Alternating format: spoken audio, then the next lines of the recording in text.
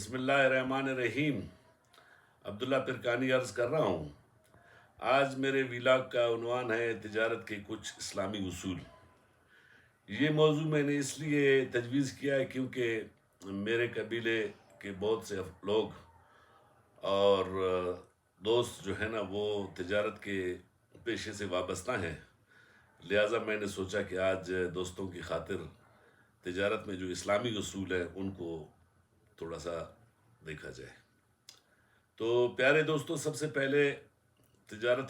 کوئی بھی تجارت شروع کرنے سے پہلے سب سے پہلے ایک بات جو بہت ضروری ہے وہ ہے انسان کی نیت۔ انسان کو سچے دل سے یہ نیت کرنی چاہیے اور دعا کرنی چاہیے کہ اے اللہ، میں یہ جو تجارت کر رہا ہوں اس میں برکت ڈال اور مجھے جو ہے نا اس میں حرام سے بچا، یعنی حرام کے جو طریقے ہیں، جو حرام کی اس میں آمدنی ہے اس سے مجھے بچا۔ تو یہ جو دعا ہے اس کے بعد جو ہے نا انسان جو ہے نا وہ اللہ کا نام لے کر انتہائی دیانتداری اور ایمانداری کے ساتھ تجارت کا آغاز کرتا ہے۔ اس میں تجارت کی نیت کرنے کے بعد انسان کو اللہ تعالیٰ سے یہ بھی دعا کرنی چاہیے کہ یا اللہ، میری تجارت میں برکت ڈال تاکہ میں جو ہے نا اپنے رشتہ داروں، عزیز و اقارب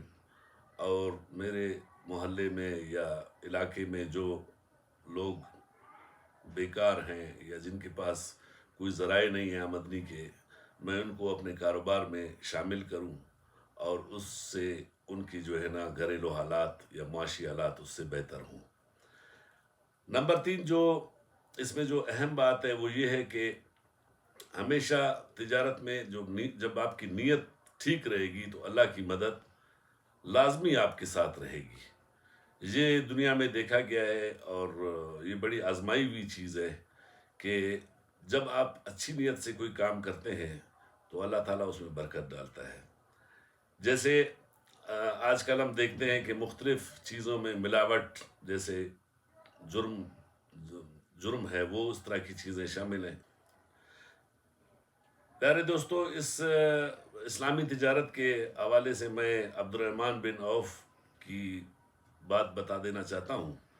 کہ نبی صلی اللہ علیہ وسلم نے ان کو دعا دی تھی اور وہ جس چیز کو بھی ہاتھ لگاتے وہ سونا بن جاتی، یعنی مٹی کو ہاتھ لگاتے تو وہ سونا بن جاتی۔ تو عبد الرحمن بن عوف سے جب پوچھا گیا کہ آپ کی اس کامیابی اور تجارت میں کامیابی کا اہم راز کیا ہے، تو آپ فرماتے تھے کہ میں نے جو بھی تجارت کی ہے اس میں نے ادھار کے جو کام ہے اس سے پرہیز کیا ہے، مطلب نہ ادھار لیا ہے نہ ادھار دیا ہے۔ اب یہ ادھار لینا یا دینا منع نہیں ہے اسلام میں کہ آپ ادھار دیں یا نہ دیں، منع نہیں کیا گیا ہے، لیکن ایک چیز جو پریکٹیکل لائف میں جو نوٹ کی گئی ہے، ادھار کی وجہ سے جو ہے نا جب آپ کسی سے ادھار لیتے ہیں یا کسی کو ادھار دیتے ہیں تو ایک مصنوعی قسم کی جو تجارت ہوتی ہے مارکیٹ میں وہ جنم لیتی ہے، اور جس سے آپ نے ادھار لیا ہے اس کی رقم کو اکثر ادھار لینے والا وہ اپنی رقم سمجھ بیٹھتا ہے، اور اس کی وجہ سے جو ہے نا اس کی مارکیٹ میں عزت جو ہے نا وہ زیادہ بڑھ جاتی ہے، اور وہ جو ہے نا اپنے اصل کاروبار کے اصولوں کو بھول جاتا ہے، اور پھر وہی بے ایمانی اور ملاوٹ اور دوسرے بدنما جو تجارت کے اصول ہیں اس راہ پہ چل پڑتا ہے۔ لہٰذا کاروبار شروع کرنے سے پہلے اس بات کا خیال رکھنا چاہیے کہ کوشش کریں کہ ادھار سے کوئی بھی کاروبار نہ شروع کریں۔ اگر شروع کرنا بھی ہے آپ نے کوئی ادھار سے کاروبار تو اس ادھار کا لوٹانا آپ پہ فرض ہے۔ پیارے دوستو، اس ضمن میں جب حضور صلی اللہ علیہ وسلم کی حدیث ہمارے نظر سے گزرتی ہے تو اس کا یہ واضح مطلب یہی ہے کہ جو مصنوعی اسٹیٹس ہوتا ہے بازار کا اور جس پہ مصنوعی طریقے سے جو ہے نا کاروبار کیا جاتا ہے اس سے منع کیا گیا ہے، کیونکہ اس میں ہی سب سے زیادہ دھوکہ دہی کے چانسز ہوتے ہیں۔ اب ایک اور اسلامی بڑا اچھا اصول یہ ہے کہ ذخیرہ اندوزی سے بھی بہت سختی سے اسلام میں منع کیا گیا ہے اور اس کو حرام قرار دیا گیا ہے۔ ذخیرہ اندوزی دوست ایسے ہوتا ہے کہ جیسے آپ کسی مال کو اپنے پاس ذخیرہ یا اسٹور کرتے ہیں اور آپ سوچتے ہیں کہ اس کی قیمت ایک महीने बाद 2 महीने बाद इसकी कीमत में इजाफा होगा, लिहाजा आप उसको मार्केट में नहीं बेचते और मुनाफा की लालच में आप उसको जो है ना रखते हैं। लिहाजा ये हराम है और इससे जो है ना बहुत सख्ती से मना किया गया है। दोस्तों, हिरस जो है ना उससे भी इस्लामी जो तिजारत के उसूल हैं उसमें मना किया गया है। हिरस का मतलब ये होता है कि जैसे आपकी कोई दुकान है और आपके बराबर में कोई और दुकान है, तो आप देखते हैं कि वो बराबर की दुकान वो ज़्यादा चल रही है, उसके पास ग्राहक ज़्यादा हैं और आपके पास ग्राहक कम है,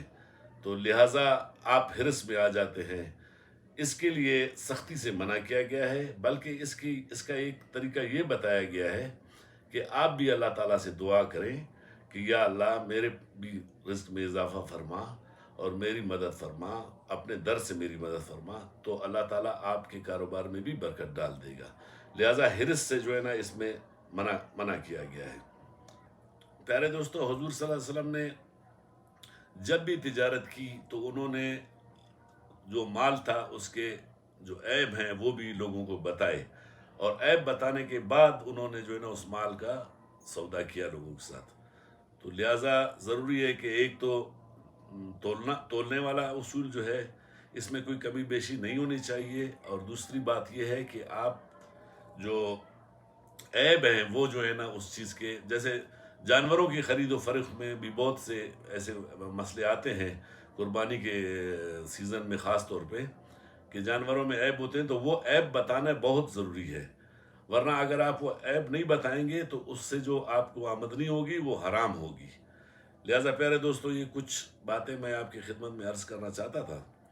उम्मीद है कि आप मेरे इस वीलॉग को पसंद करेंगे और मेरे चैनल को सब्सक्राइब करेंगे। आइंदा मैं दोस्तों को इंटरनेशनल जो तिजारत है उसके बारे में भी बताऊंगा, और उसके बारे में और अच्छी अच्छी बातें सब दोस्तों से शेयर करूंगा। वस्सलाम।